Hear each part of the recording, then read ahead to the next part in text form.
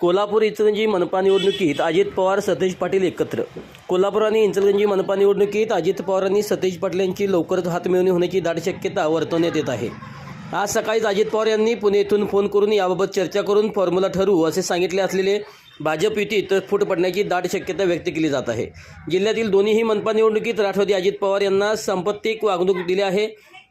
शिंदे गटाला जी सन्मानाची वागणूक दिली जाते हाच राग कार्यकर्त्यांमधून व्यक्त केला जात आहे. या अस्थितीतील निखाऱ्यामुळे भाजप युतीला मोठा फटका बसेल असे बोलले जात आहे.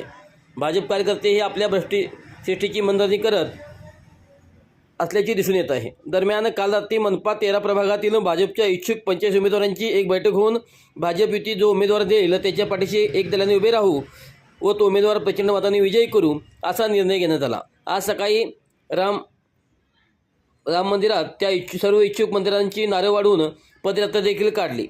या पदयात्रेत इच्छुक उमेदवार माजी नगरसेवक मोठ्या संख्येने जास्त होते.